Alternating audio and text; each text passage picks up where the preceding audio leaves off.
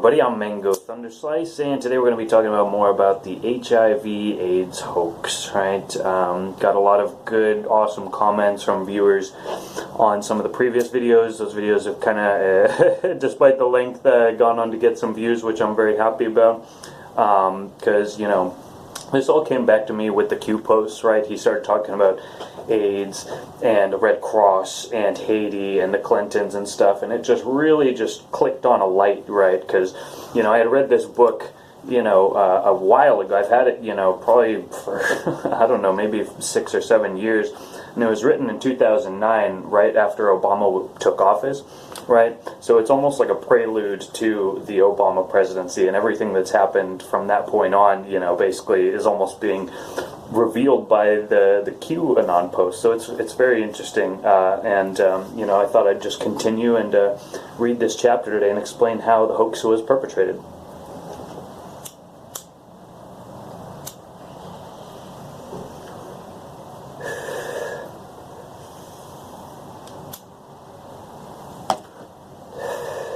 Alright, I think I rolled a good one today.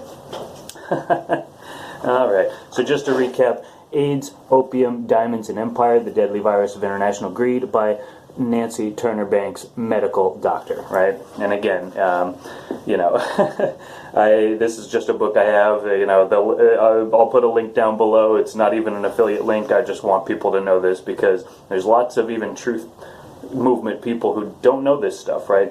They know, you know, oh, it was manufactured as a bioweapon. Okay, that's halfway true, right? But we'll just get into it. We'll just get into it. So, Chapter 4, HIV/AIDS, Sloppy Science or the Art of Deception.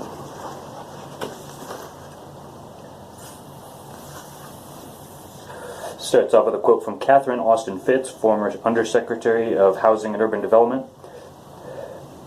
Much of what folks think is conspiracy is really many people acting in concert to make or protect their money. Another quote from Jeff Gates, Vietnam veteran, attorney, investment banker, and former counsel to the U.S. Senate Finance Committee. Unconventional warfare is waged upstream with the assistance of those with the means, motive, and opportunity to massage consensus opinion. Where are modern-day battles fought? Not on the ground, nor in the air, nor on the seas. The mindset is the primary theater of operations. The first battlefield is the public's shared field of consciousness. The death and destruction come later.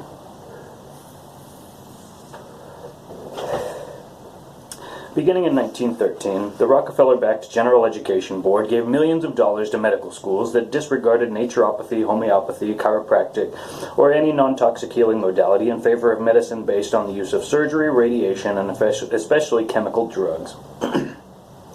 Aided by the American Medical Association, a medical monopoly was created.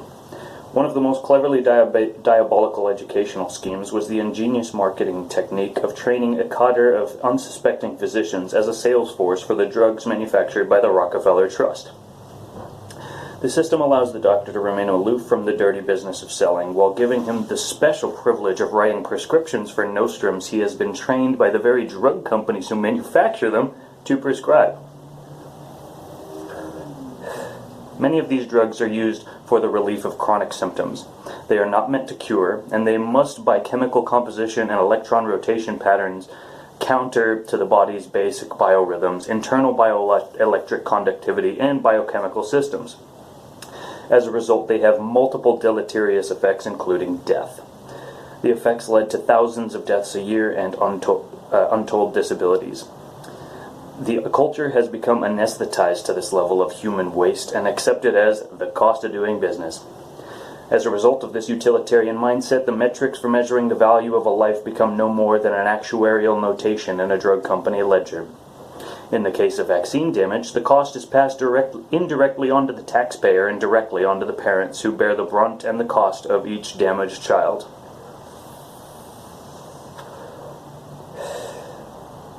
The National Childhood Vaccine Injury Act was signed into law by President Ronald Reagan in 1986.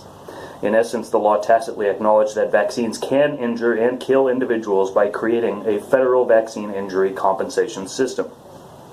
However, Federal health officials at Health and Human Services have moved to systematically gut the law by using tax-supported lawyers from the Department of Justice to fight these claims. The taxpayers are paying government lawyers to protect the profits of the drug industry rather than the lives and health of American children. 3 out of 4 vaccine-injured children are turned away, and more than $1 billion sits idle in the Vaccine Injury Trust.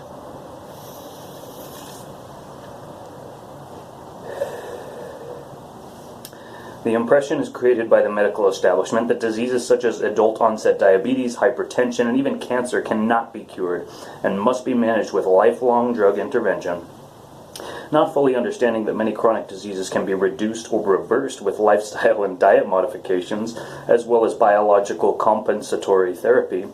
Many people accept the irreversibility of their disease diagnosis. This creates a practically limitless repeat customer base for both physicians and the drug companies. For profitability, diseases are managed, they are not cured.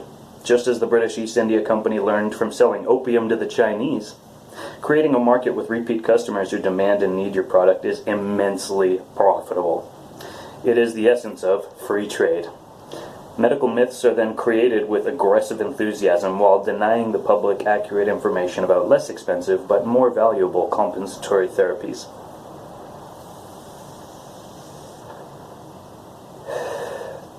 Disintegration of public health and the rise in modern diseases.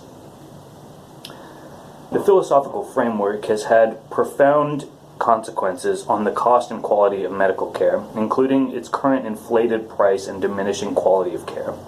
In contrast with environmental improvements and modern non-professional health measures, the medical treatment of people is never significantly related to a decline in the compound disease burden or rise in life expectancy. Adequate food, shelter, clothing, and a stable society are far more essential to good health than the best medical care. These are public health measures that can no longer be controlled domestically by local governments because of their indebtedness to central banks and the new zero-sum religion of globalization and privatization of public assets that has gripped elites like an intractable fever. The logical consequence of the limited philosophical worldview of allopathic medicine, as a subset of the drive for global dominance, is the scourge of chronic diseases that are plaguing Western societies.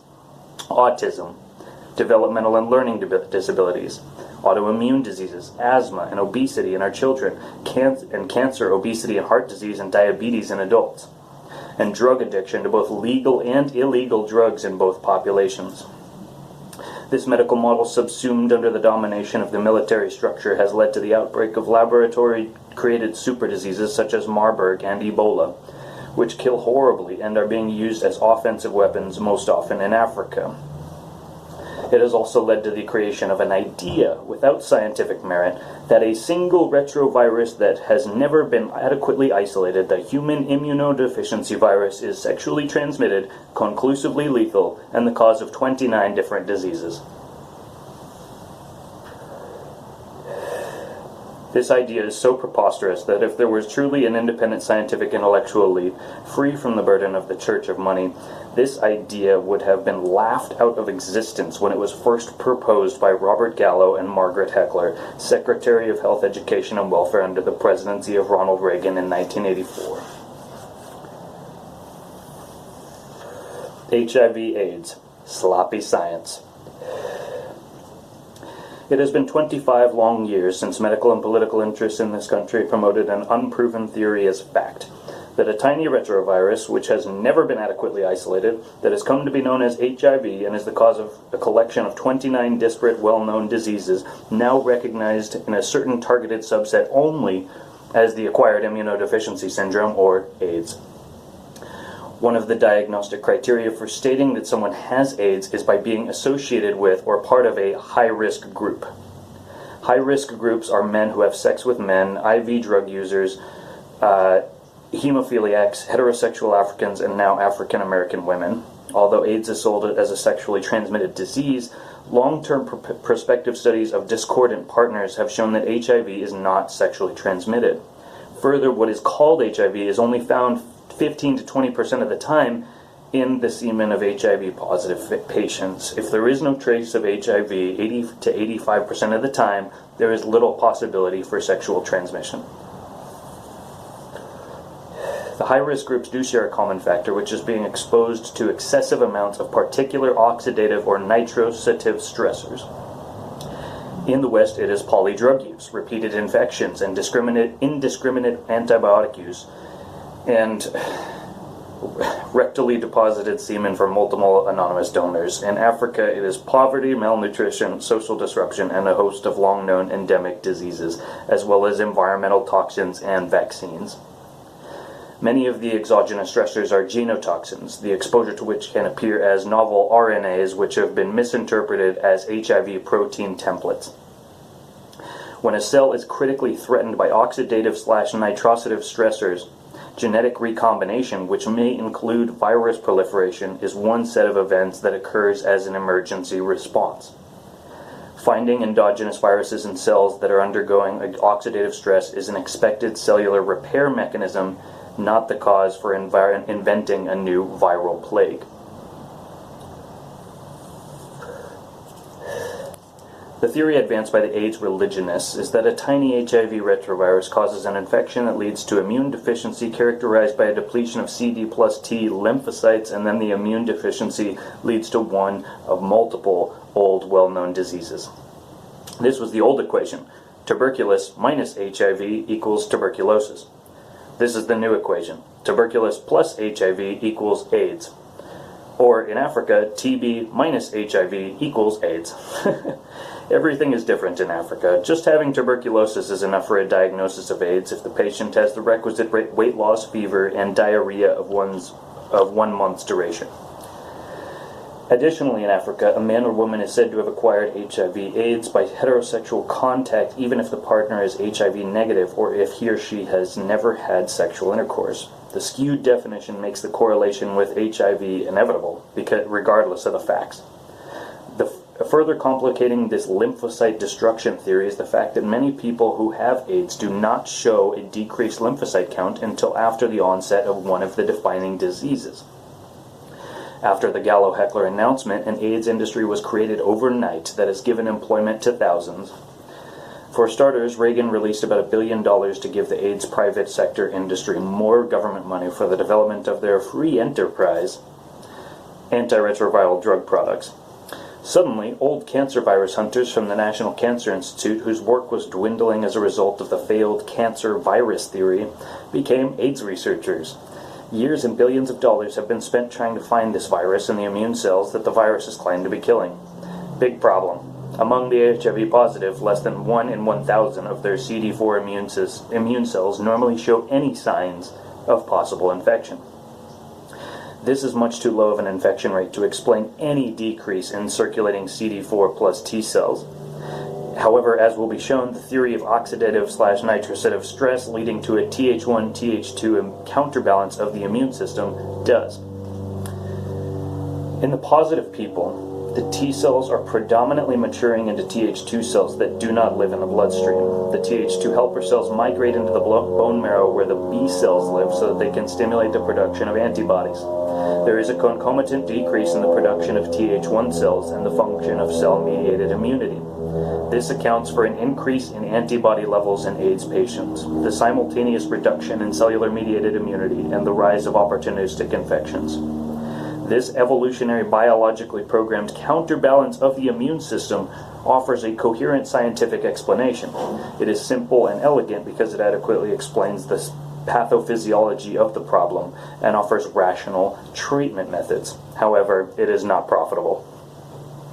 In the meantime, by creating the illusion of hunting for a cure, the AIDS industry becomes a shield for the deteriorating health of disparate populations who bear the brunt of global drug running and/or economic hitmen, the viral invaders from global corporations and banking structures who leave behind a trail of graves.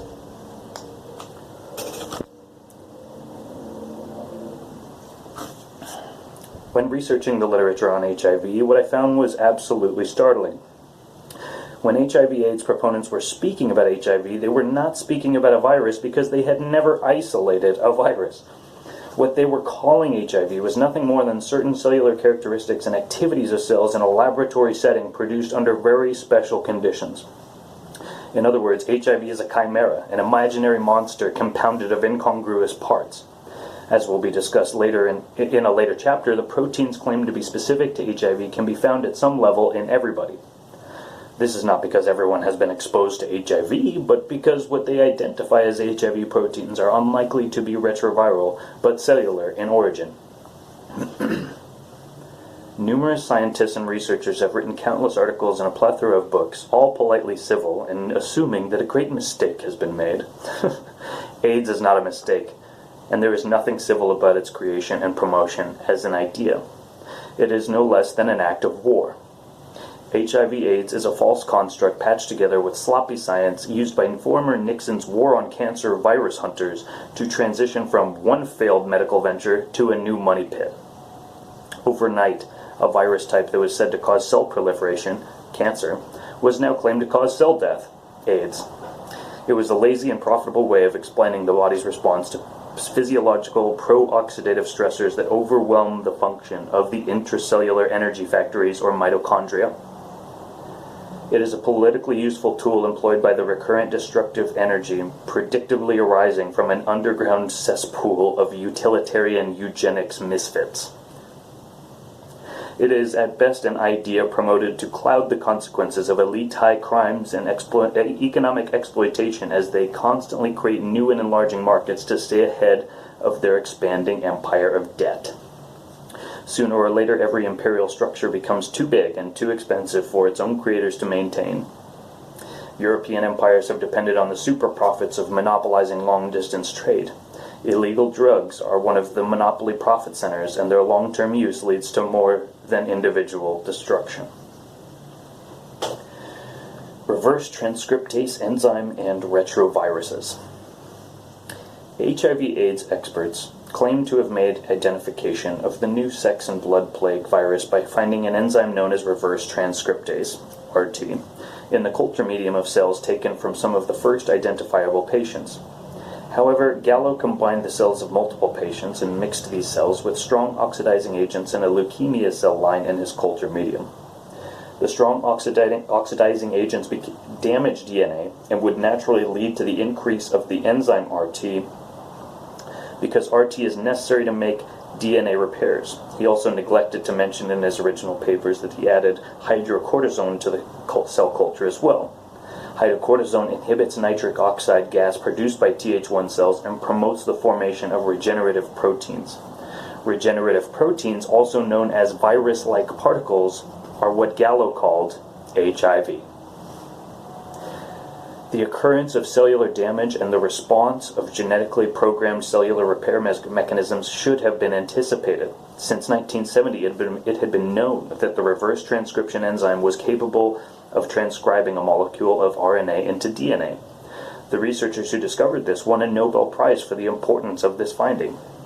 Before the discovery of this enzyme, it was thought that the flow of cellular information was one way from nuclear DNA to cellular RNA and was never reversed. Whenever and wherever reverse transcriptase activity was detected, it was assumed that retroviruses were at work. It was soon discovered that this enzyme was ubiquitous and in no way unique to what has been called a retrovirus. About 50% of the human genome is now known to consist of virus-like sequences. Evidence has accumulated showing that reverse transcriptases are involved in a surprisingly large number of RNA-mediated transcriptional events. These endogenous so-called nonsense genes exist in the thousands, and some can replicate independently and jump within and between chromosomes. For this reason, they were called by a variety of names and are vitally important in intercellular communication.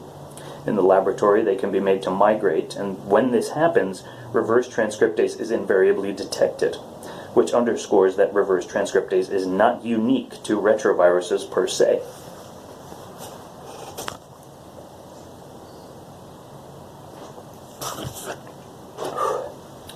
All of this was well known to Gallo's group in 1983, when he used the findings of reverse transcriptase to claim he had isolated a new virus. The world forgot that he had already tried to pull the same scam 2 previous times with HTLV1 and HTLV2. He claimed that these were leukemia viruses or cellular proliferation viruses.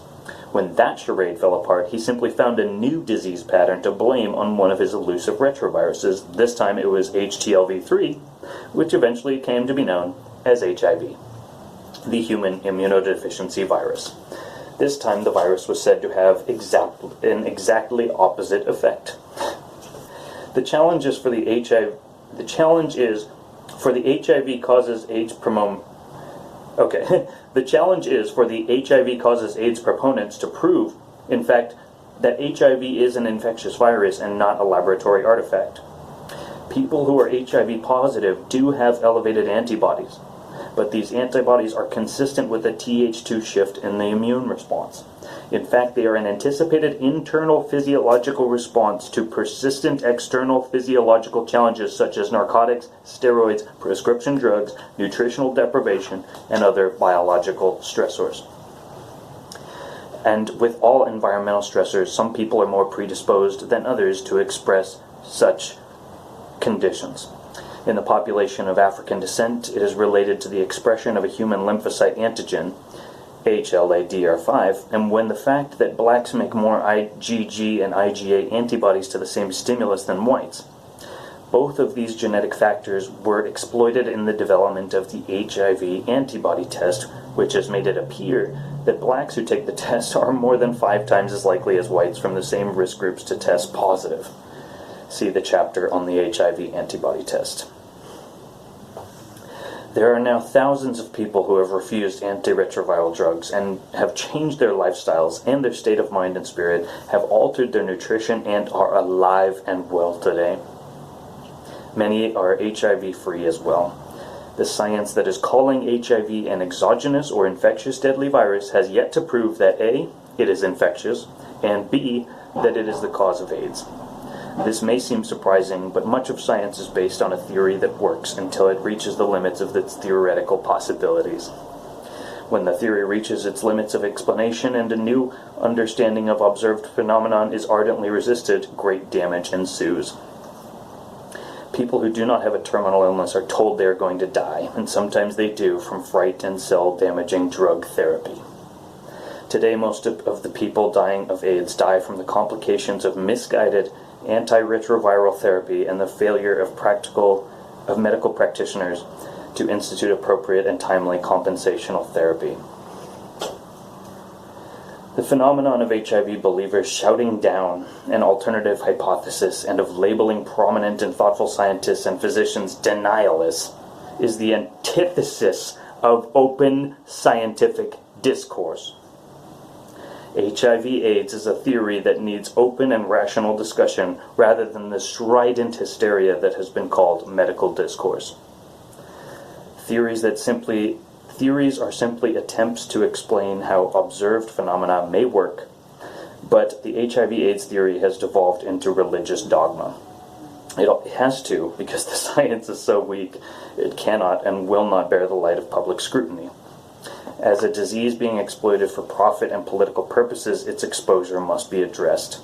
Numerous authors have addressed the scientific questions in The Fraud of Gallo and his original papers published in Science that started this terrible mess.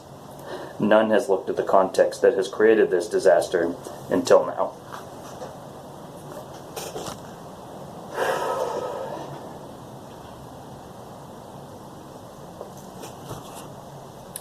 False constructs and evolutionary biology.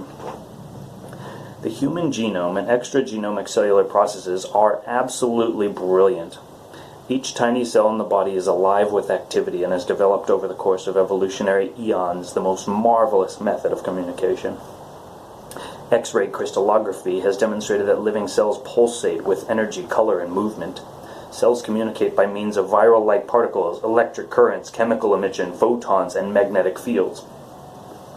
There are about 100,000 reactions per second in all of our cells. Each cell is constantly making hollow particles or vesicles.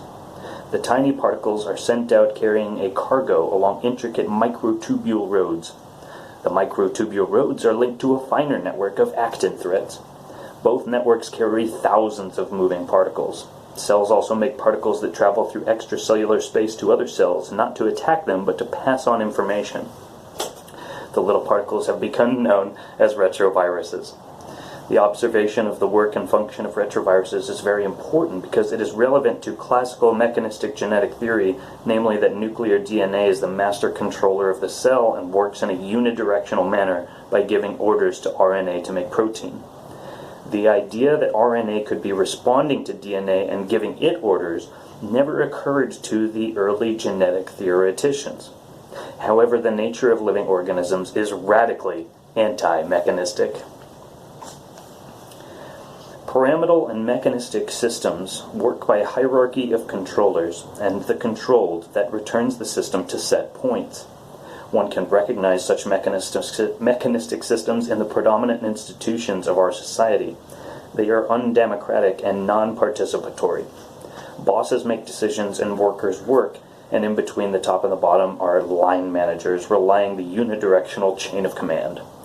Organic systems, by contrast, are truly democratic. They work by intercommunication and total participation. This is the new paradigm, and understanding coming out of the laboratories of some of the most forward-thinking scientists.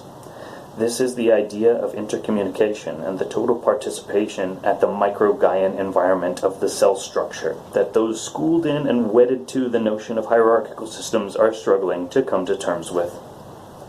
Some may never make the transition into 21st century medicine, because these new ideas challenge the very worldview that is wedded to the notion of pyramidal social structures and the need for controllers and gatekeepers to keep the masses dependent and complacent.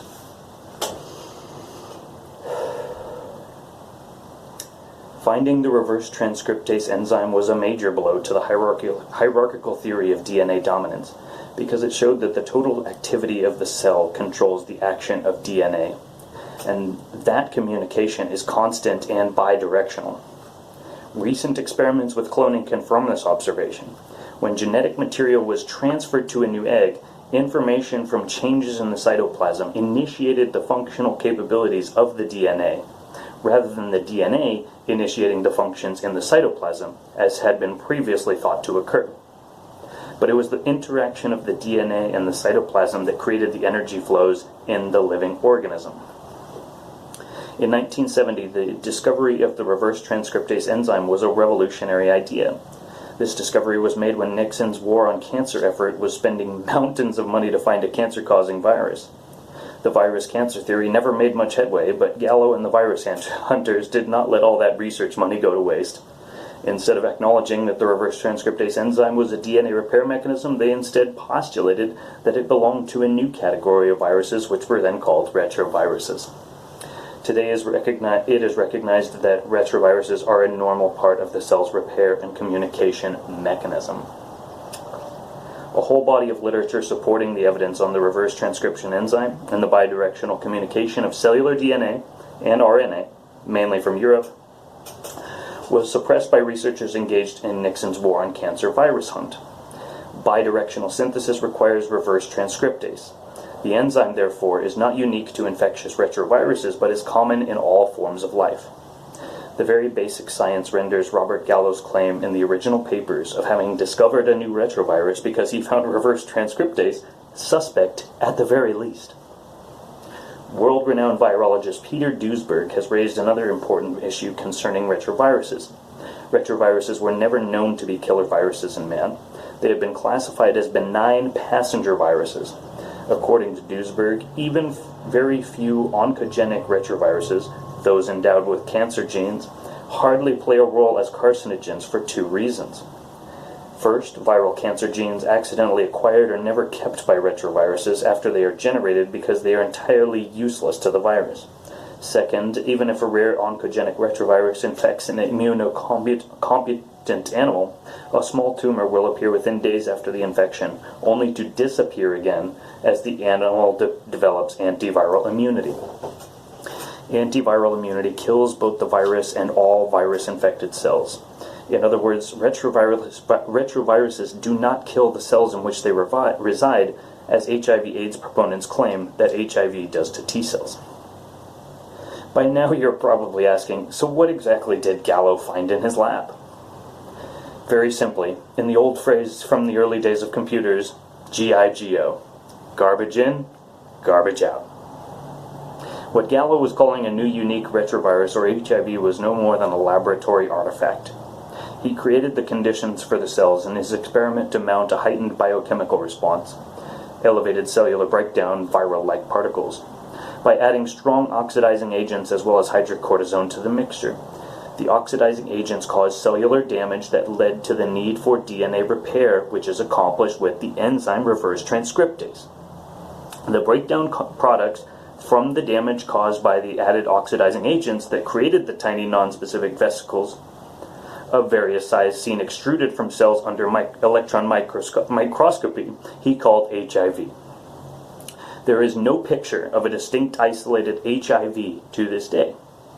But even a high school student would know that this is bogus science. But Gallo did something even more evil. He patented a test for the HIV antibodies, which in effect was cellular debris, before he isolated and identified HIV as a unique virus. From the beginning, it was unconscionable.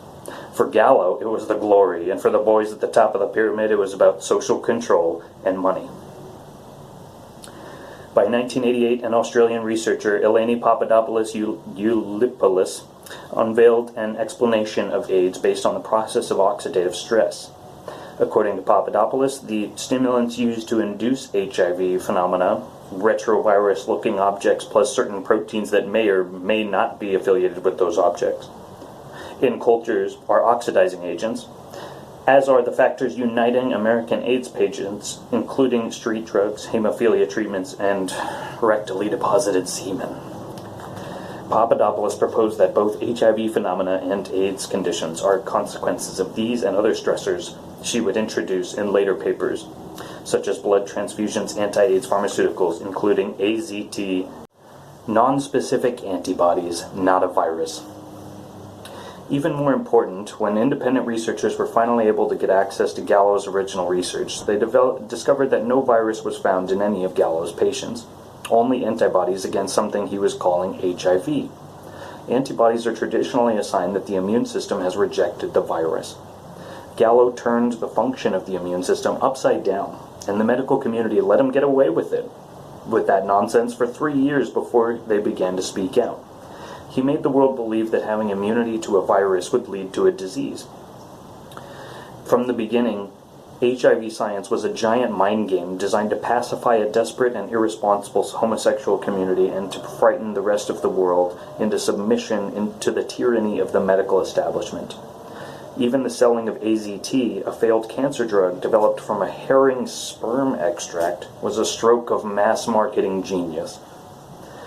Simple minds like simple solutions. When the antiretroviral drug AZT was presented to the public, this simply reinforced that HIV was a virus, and the experts in government and medicine had done their work and quickly and brilliantly solved the problem with this new medicine, another magic bullet. We could all go back to sleep. There could have been nothing further from the truth. Nixon's war on cancer and the wild virus chase. Nixon's 1971 declared war on cancer was not only effective in suppressing pre-World War II cryogenetics research, but was also equally successful at suppressing the work of Otto Warburg, a German scientist and winner of 2 Nobel Prizes and nominee for a third for his research. Warburg demonstrated that cancer was not an infectious disease, but a metabolic problem that arose as a result of chronic oxygen deficiency. At the cellular level, chronic oxygen deficiency causes the replacement of the oxygen respiratory cycle of energy metabolism that takes place in cellular organelles called mitochondria with a less efficient energy production mechanism called aerobic glycolysis that occurs in the cell's cytoplasm. Such energy transformation can lead to the apoptosis of cells, a die-off, and the development of chronic diseases including AIDS. If it happens acutely, it leads to necrosis, dead tissue, as occurs in an acute myocardial infarction. If it occurs chronically over a long period of time, the mature cell has the evolutionary programmed option of reverting to a self-preserving embryonic state, which is called cancer. More will be discussed on this in the chapter that considers the impairment of biological mechanisms underlying immune deficiency and the brilliant strategy cells have devised over billions of years of evolution to function in both optimal and hostile environments. Cancer is a mechanism of cellular self-preservation when chronically faced with a suboptimal redox state. The uptake of an electron, as well as a positively charged hydrogen ion, aka a proton, by a receiving molecule is called reduction. Conversely, the donation of an electron, as well as a hydrogen ion, is called oxidation. In living cells, the effective proportion of reduced substances to oxidized substances is called the redox balance. The redox potential is measured in millivolts.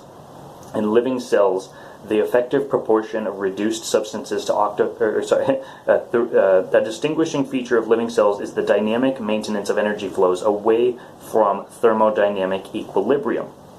This is accomplished by constant electron transfer, which at the same time produces proton gradients to decrease or increase the electromotive force. The movement of these electrons and protons creates energy in the form of light emissions, photons, that are reabsorbed in the healthy cell. While normal cells emit less light, cancer cells are decoupled from this photon field and show an exponential increase in light emission, energy loss, with increasing cell density. This correlates with the observation that cancer cells have a diminished capacity for intercommunication. A fundamental principle of evolutionary biology states that the more complex an organism's evolution, the more reduced it must be. In the reduced state, there are more electrons available for energy production. In order to ensure the necessary predominance of the reduction status, any oxidation of a molecule or atom must be quickly reduced again. In living cells, this takes place particularly by means of sulfur-containing amino acids, sulfurous peptides with low molecular weights, and other sulfurous molecules. Mounting evidence from recent research has confirmed Warburg's finding and has further shown that chronic deficits in the more efficient mitochondrial oxidative metabolism are factors in the development of many chronic diseases. One area of research has evaluated an autosomal recessive neurodegenerative disorder caused by a deficiency of mitochondrial protein known as frataxin. Because of the inherited defect, people with Friedreich ataxia are subject to premature death due to cardiac failure, diabetes mellitus, and insulin resistance, all due to the impaired synthesis of the energy molecule ATP. The life expectancy of those with this inherited disease is only 38 years on average, and the genetic defect leads to an increase of oxidative stress demonstrated by reduced levels of free glutathione. Just as a diminished level of this important antioxidant leads to premature death in Friedreich's ataxia, reduced glutathione levels are similarly found to be abnormally low in AIDS patients who experience the most serious complications. Otto Warburg's work suggests that malignant growth might be caused by a decrease in mitochondrial energy metabolism paralleled by an increased glycolytic flux. This new research suggests that it is not so much the increase in glycolysis that may be the primary cause of malignant growth, but the reduced efficiency of mitochondrial energy conversion as a result of oxidative and nitrosative stress. Numerous cancer specimens exhibit mitochondrial DNA deletions, reduced mitochondrial content, altered mitochondrial morphology, and impaired oxidative capacity, as well as an increase in glycolytic rate and lactate production.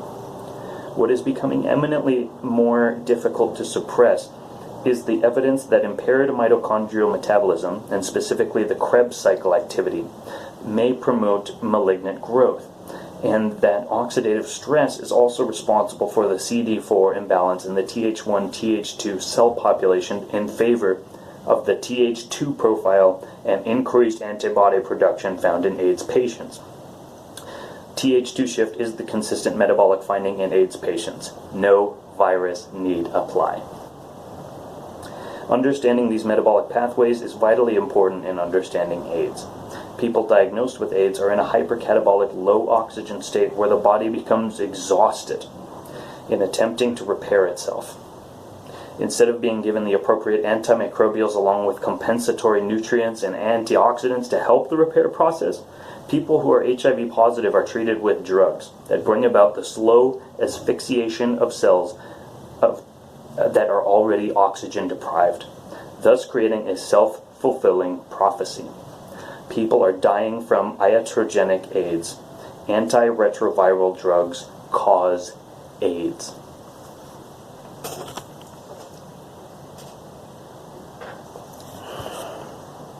Antibodies and immunity. The HIV antibody tests are another scientific conundrum never fully explained. An elevated antibody count has been historically used to identify those who have developed immunity to a disease. For example, after you receive a measles vaccine, your anti-measles antibody count rises. This elevated count is claimed to indicate that you have developed immunity from being exposed to that particular virus. This is the underlying theory of vaccines. If your antibody count drops, you are said to need a booster shot for the specific purpose of raising your antibody levels called titers. It is claimed that the vaccine will raise your immunity to the disease by increasing your antibodies against this pathogen. The immune system is eminently more complex, but this is the theory that has been rolled over from the 19th century to justify the ever-expanding roster of mandated vaccines.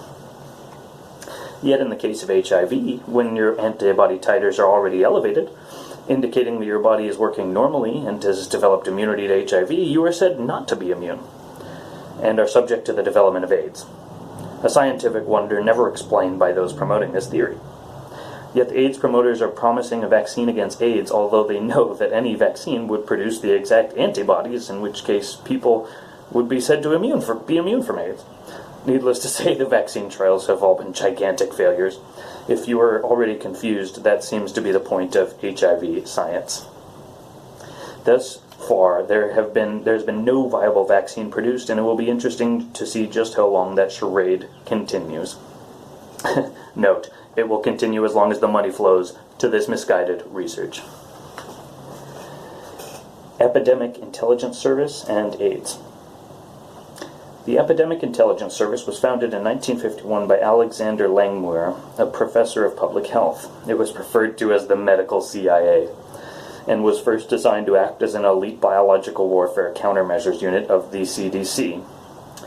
Langmuir also served as an advisor to the Defense Department's chemical and biological warfare programs, was part of the eugenics movement that supported the work of Planned Parenthood, founder Margaret Sanger, and involved the EIS in the population control movement of the 1960s.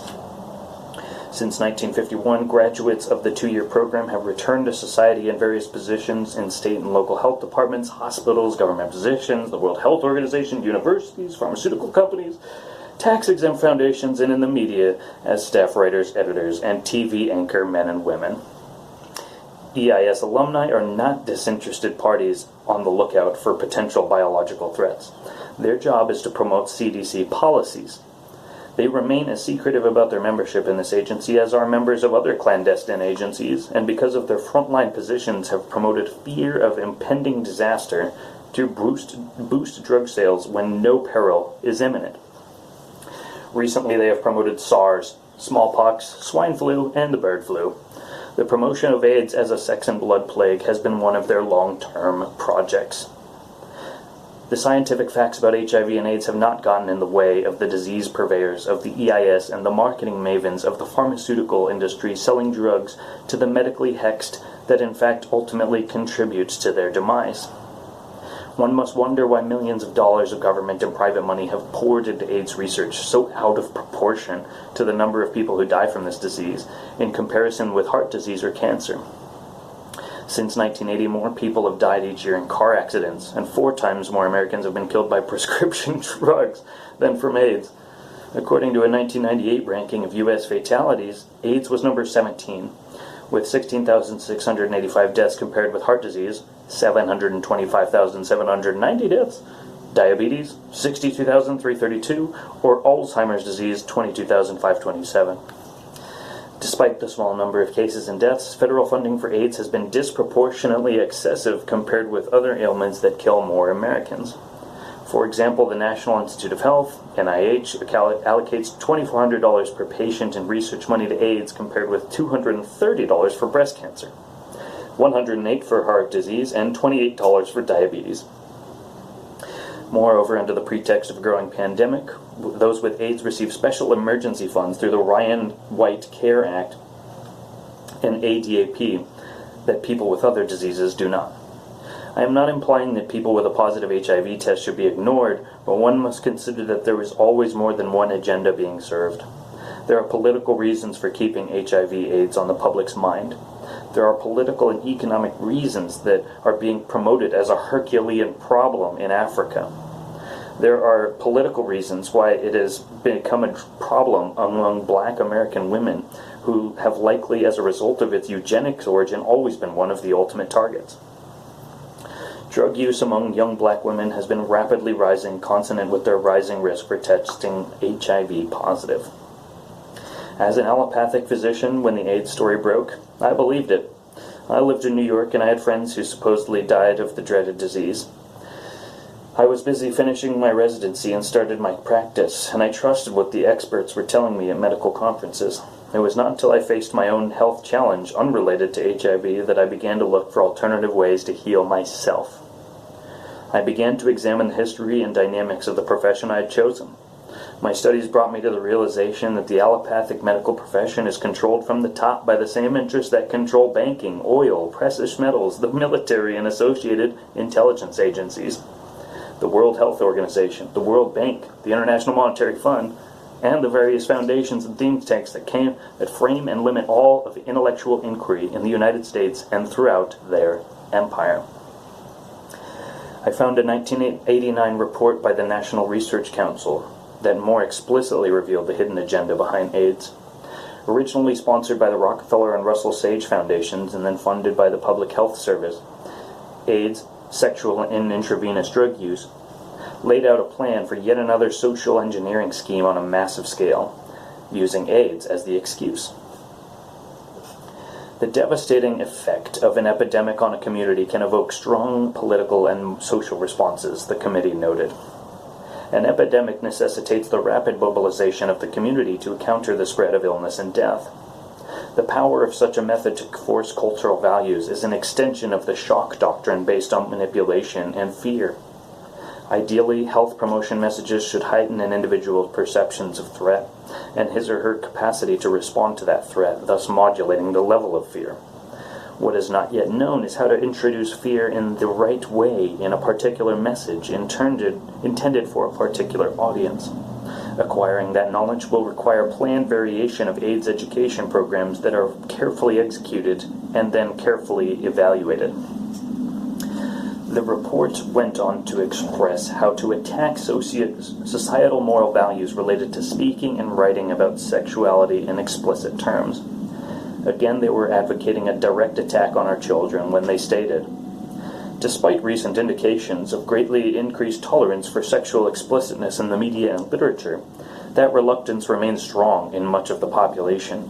It is particularly strong in instances that involve the education of children and adolescents." The fear of this created AIDS epidemic would be used to fix this problem. The report continued, "The committee believes that during an epidemic, politeness is a social virtue that must take second place to protection of life.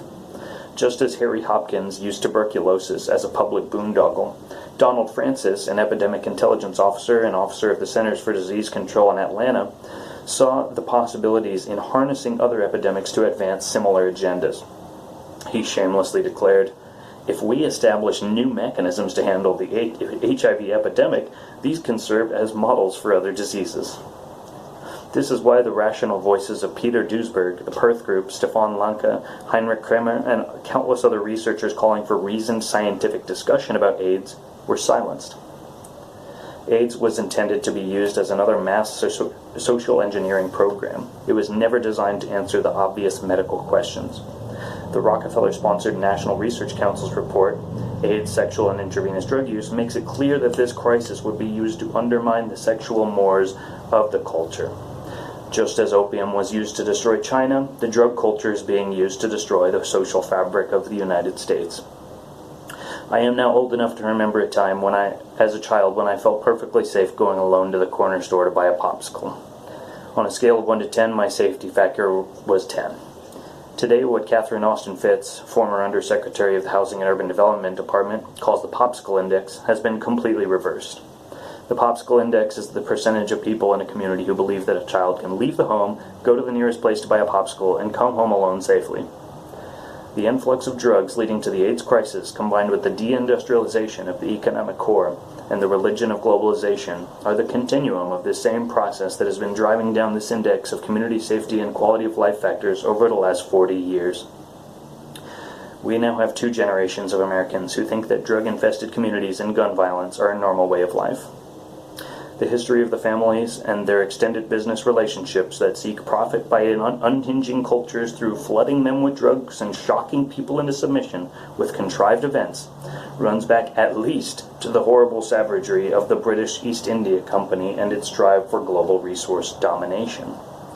The British East India Company was responsible for millions of deaths in India, Africa, China, and the United States. Their free trade policies constricted the lifeblood of the fledgling colonies and ultimately led to an uprising, the American Revolution. In order to understand the development of the AIDS crisis, one must look back to the importance of the British East India Company, their drug running in the development of Western capitalism, and the transition of the United States into the United States Empire. It's a good one, man, That's pretty much it. And, you heard Trump dissolve the HIV/AIDS Advisory Council last night. That was well after I made my video yesterday. And, it seems like this is really striking a chord right now. And that's why I thought it would be useful to read that chapter. Because as Space Panther and I pretty much maintain at this point, the final leg of the cabal is basically this, is the legal and illegal drug trade, right? And, big pharma and the heroin, cocaine, meth, basically all the bad drugs. And they're, people think that legalization of marijuana is like giving into this drug culture. No. Cannabis is the reason that people can get off of these drugs. Cannabis is the reason that these people are able to actually reintegrate with society. And this plant has been around longer than the British East India Company. It's been around longer than the Roman Empire and the Egyptian pharaohs and old Akhenaten himself, okay? Long before any of them came along, the cannabis plant was here. And we have an endogenous endocannabinoid system in our bodies that modulates all of the inflammation responses, enzyme production, pain responses, healing responses. And so it's when we listen to people who have taken a moment of self-reflection and done their research, like Nancy Turner Banks, and we realize that by reducing the oxidative stressors, and we bring nature back into our lives, and we eat the raw living foods, and we increase our electric potential of ourselves, our redox potential, that is life, okay? Life is not protein, life is not carbohydrates, life is not vaccines, okay? Life is not pills.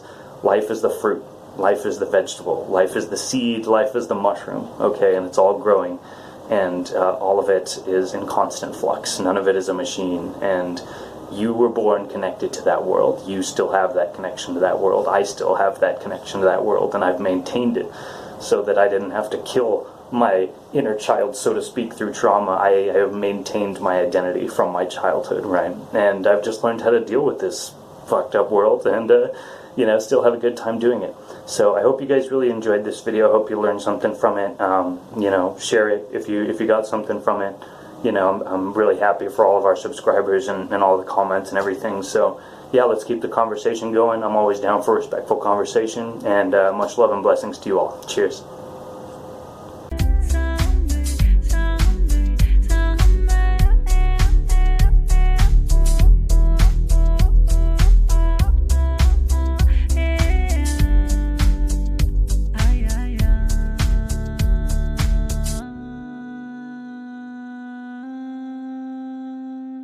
Ah.